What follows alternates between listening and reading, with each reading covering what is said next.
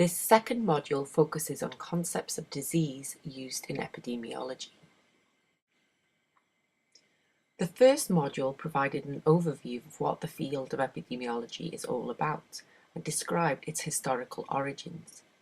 You were introduced to the definition of epidemiology as the study of the distribution and determinants of health-related states or events in specified populations, and the application of this study to control health problems. To put it simply, epidemiology is all about measuring health, identifying the determinants or causes of ill health, and intervening to improve health. But what do we actually mean by health? A quick search of the internet will provide you with hundreds of definitions of health, with a formal definition proposed by the World Health Organization is: health is a state of complete physical, mental, and social well-being, and not merely the absence of disease or infirmity. This definition views health as a subjective experience, and the word complete makes it very unlikely that anyone would be classed as healthy for very long. This rather abstract definition is problematic for epidemiologists who wish to quantify health. Consequently, in practice, epidemiologists usually measure ill health or disease. Before we can begin to measure disease occurrence, it is helpful to be familiar with how diseases are classified, models for conceptualizing disease causation, and the natural history of disease. Ultimately, applying these disease concepts to what is known about a specific disease can be used to inform public health prevention programs. As highlighted in Module 1, the development of epidemiology, and consequently several of these disease concept models, was based on the study of infectious diseases. So in this presentation, I will use the currently topical example of seasonal influenza to illustrate the concepts introduced in the textbook. However, these concepts are also applicable to non-infectious diseases. Influenza is an acute viral infection that circulates worldwide. It causes annual epidemics that peak during winter in temperate regions like Canada. Influenza is a serious public health problem, causing severe illnesses and deaths in high-risk groups and resulting in an economic burden through lost workforce productivity and strain on the healthcare system. This classical model, known as the triangle or triad of epidemiology, shows how the host, agent, and environment interact to cause the flu.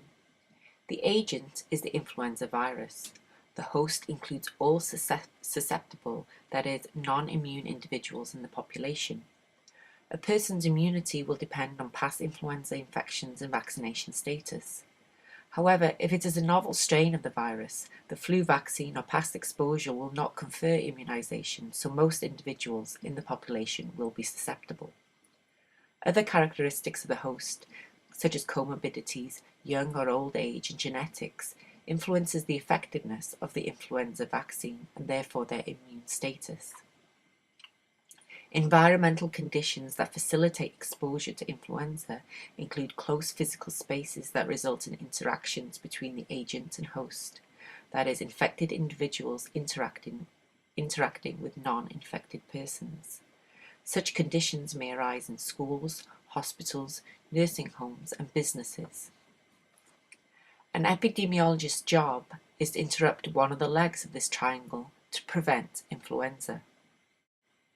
Another way of conceptualizing how influenza is acquired is via the chain of infection. The influenza virus is the agent. The reservoir is the medium by which the virus is spread, that is, a person infected with the virus or a contaminated object, also known in infectious disease epidemiology as a fomite or vehicle. The virus is then transmitted when a susceptible host comes into close proximity with the reservoir. This might be direct skin-to-skin contact or indirect from touching a contaminated object or exposure to airborne droplets. Droplets containing seasonal influenza can be propelled up to 2 meters from the infected person. Finally, the host either inhales the droplets or transfers the virus via touching his nose, mouth, or eyes, and the virus enters the host. Exposure to the influenza virus does not necessarily result in illness. The probability of infection depends on a number of factors, including host mucosal immunity, infectious dose, viability, and virulence of the virus. Studying the transmission of the influenza virus highlights that conceptualizing disease causation as per the epidemiological triangle, that is, a susceptible host being exposed to the virus through close contact, is oversimplified. Causation of influenza virus is multifactorial. This may be better represented using Rothman's causal pies, where an individual factor that may be associated with causing the disease is conceptualized as a piece of the pie. Individual pieces of the pie are called component causes. Several component causes may be required to get a complete pie, which is referred to as a sufficient cause, resulting in the disease. A component cause that is always associated with the disease is called a necessary cause, as the disease cannot occur without it. The influenza virus is a necessary but not sufficient cause of the flu.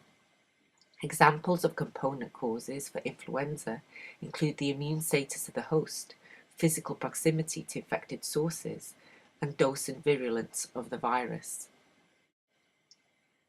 Another method of conceptualizing multifactorial disease causation is through a web of causation.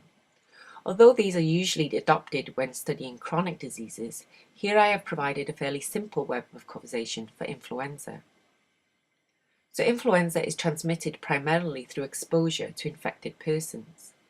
On a higher level, risk of exposure may be influenced by cultural and social norms regarding sneezing, coughing, and spitting, and also cultural pressure to fulfill commitments such as attending work when sick. At the community level, the risk of influenza is also reduced by the presence and proximity to immune individuals who have received the vaccine. This is known as herd immunity and is dependent on the proportion of the population covered by a vaccination program. There isn't much data, but suggested that a coverage of approximately 75% is required to obtain herd immunity for influenza. Herd immunity is discussed at some length on page 68 of the Merrill textbook. On an individual level, risk of exposure is increased if an individual frequents crowded places like schools, or if they are in contact with others who frequent these places, for example, parents with school-age children. Exposure may also be influenced by policies around isolation, such as children not being permitted to attend daycare when symptomatic. If an individual is exposed, transmission may be halted via hand washing or other infection control practices. Finally, the manifestation of disease in the host is dependent on the immunity and properties of the virus. In chronic disease epidemiology, these maps are used to identify risk factors for disease, but can also be useful in identifying potential areas to target for prevention. For example, if we think of targeting the existing cultural and social norms, there are laws prohibiting spitting in public, and public health campaigns encouraging people to stay at home if they have the flu.